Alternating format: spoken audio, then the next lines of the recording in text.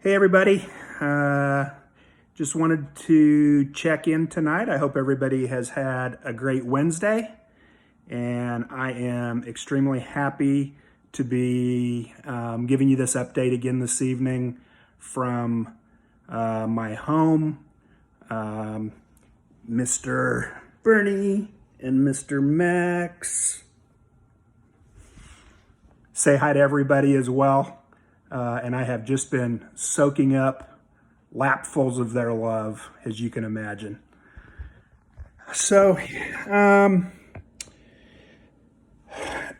there'll be a little more technical information on tonight's update.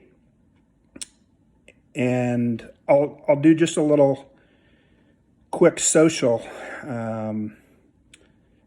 news in the very beginning for those of you who have that interest personally with me. And then I've got a little more technical information, not as much as I was hoping to give tonight. It's been a pretty busy day, and I'm trying to respond to as many requests for information as possible. And I appreciate so many people reaching out. Medical professionals from across the country have reached out with information and with great questions.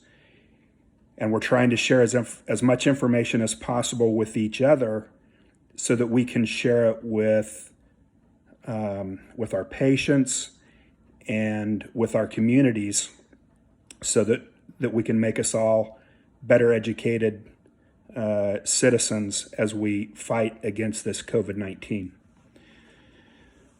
A couple of people have asked if I'm being sponsored or paid for these updates, and no, I am not. I'm doing this as a personal venture, as a means of thanking each and every one of you for your continued prayers and support and concern, not only for myself, but once again for all of the other doctors and nurses and scientists and first responders and everybody else who is involved right now. You know, one thing I haven't remembered to do was to also thank everybody else who is working so hard. You know, folks at our grocery stores, our delivery personnel, our military folks, our firemen and police. Reality is every one of us has a role to play in this, and we all need to do our part. So thank you all.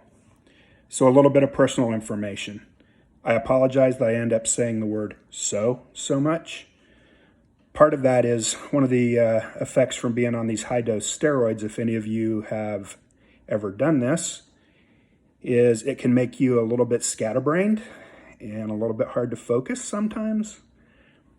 And I have to kind of gather my thoughts so I don't sound like a rambling idiot on here, even though I write down some notes to try to keep my thoughts collective. So on a personal note, I'm very happy to report that I'm feeling better.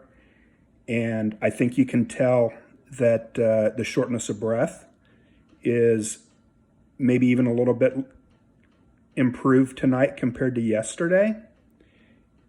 And other than just kind of being emotionally and physically and mentally exhausted, which, again, from the steroids, you don't sleep real well as your body's kind of fighting against that. But, you know, I'm happy to be alive, and every day is a gift. So on a personal level, treatment-wise, I'm down to 4 milligrams per day on the dexamethasone, and then under the direction of my pulmonary specialist, that'll be tapered down over the next 4 to 6 weeks as long as things continue to improve, which I expect they will. My original dose was at 6 milligrams per day, and per the recovery trial, we now know that hospitalized patients, that is your dose, 6 milligrams a day for that first 10 days. And then based on severity of illness and clinical symptoms, then that's tapered following that. So my follow-up in about 4 weeks, I'll be having a repeat CT scan of my chest to evaluate for resolution. Originally at diagnosis, I did have the classic in the radiology world, quote, ground glass appearances in both lungs. So we'll be reassessing that CT in 4 weeks and looking forward to resolution of that. And additionally, at that point, I'll have full pulmonary function tests done to evaluate what my overall lung function is, and certainly look forward to complete recovery with that as well. So thank you all again. A couple folks have asked me the sources of my information. The volume of studies and data is obviously massive right now. It's coming out on a daily basis. And just trying to sort through all of this as a layperson, as a family doc, is quite overwhelming. So 2 sources that I've been using basically as like a quick screen is I use Medscape and Healio, Healio, for those that are interested. And it gives you like a little quick summary of important studies or important data across multiple disciplines. Because one of the interesting things that we know about COVID-19 is this is a multi-system disease. Unlike a lot of conditions that maybe just affect the heart or lungs or your skin, we found out that COVID-19 is systemic. This thing affects our whole body. So we've got specialists from every discipline that are looking at research and how it involves that specific system. And it's interesting as a scientist and obviously beneficial in the long run for us to learn as much as we can. There are at least 2 more vaccines that have some promise coming out. I don't have the specifics on that, but I briefly did see today that there are at least 2 more that are getting very, very close. So that's some exciting news for us. Okay, now for a little more technical stuff. And I apologize that a couple of these things are already a couple of days old. So I apologize that this isn't like hot off the press tonight. Interesting data that came out of Israel over the weekend with a medication called Tricor, which is fenofibrate.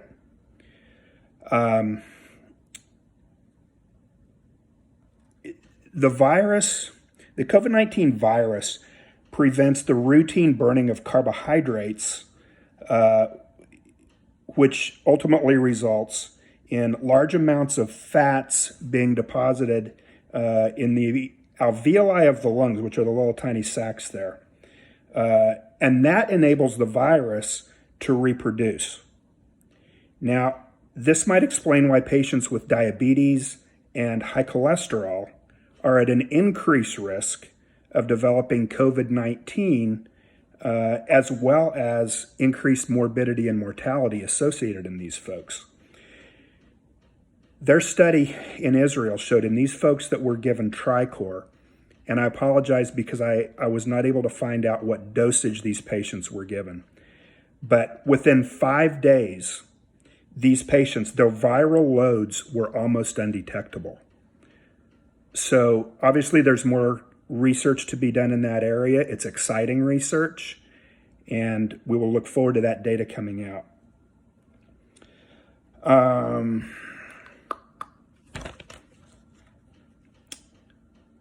other thing that I just briefly will touch on tonight is a drug called Alinia, Alinia. And you can go to alinia.com. The generic name is nitazoxanide, Nitazoxanide, nitazoxanide. So this is a very interesting drug. It's an antiprotozoal, which is typically used to treat infectious diarrhea. But they're doing some interesting research now using this drug in COVID-19. There's a clinical trial underway here in the US with the VA. They're looking at some interesting applications of this drug. There's a question about whether this drug may be beneficial as a preventative or prophylactic medication for COVID-19. And this could obviously have an impact not only at healthcare workers, as well as patients who are at high risk for developing COVID-19 due to exposure. There's a question about whether there's a benefit during acute infection.